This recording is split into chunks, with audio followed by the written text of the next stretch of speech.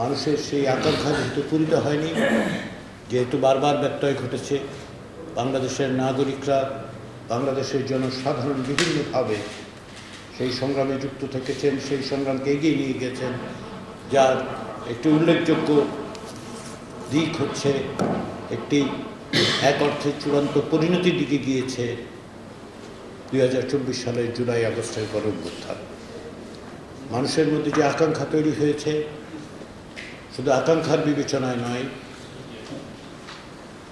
যারা প্রাণ দিয়েছেন তারা আমাদের কাছে এই দায়িত্ব অর্পণ করেছেন যেন আমরা তাদের এই প্রাণদানকে যথাযথভাবে মূল্যায়ন করতে পারি, আমরা যেন তাদের সেই অপূরিত স্বপ্নকে বাস্তবায়নের পথে ভূমিকা রাখতে পারি।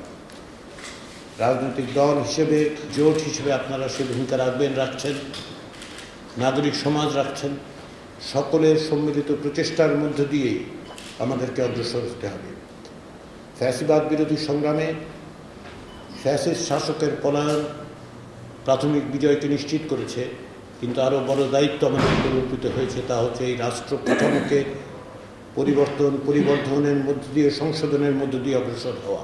ছাত্র আন্দোলনের আজকে আপনার যে সফলতা, এই সফলতার পিছনে আজ আপনাদের কাছে অবশ্যই কাগজপত্র আছে।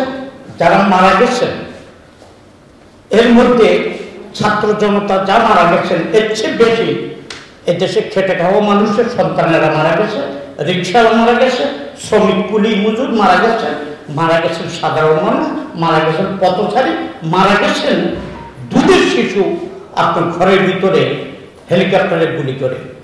আমরা তাদের রুহের মাত্রার কামনা করি, আমার দল এবং আমার গণতান্ত্রিক বামপক্ষ। সাথে সাথে আমরা একটা যে বৈষম্য দেখেছি, বৈষম্যের বিরুদ্ধে আমরা লড়াই করেছি। অদ্যবধি বহু পুঙ্গ এই আন্দোলন করতে গিয়ে যারা পুঙ্গত্ব বরণ করেছেন, তাদের চিকিৎসার নামে আমার মনে হয় ভালো কোনো চিকিৎসা তাদের পাচ্ছে বলে আমার মনে হচ্ছে না।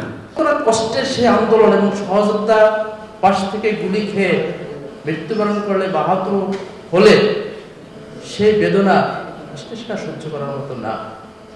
কথাটা বললাম এই জন্য যে সেই শহীদের, আহত এবং নিহতদের রক্তে আমরা যে সংস্কার চূড়ান্ত করব, সেটা তাদেরই রক্তে লেখা।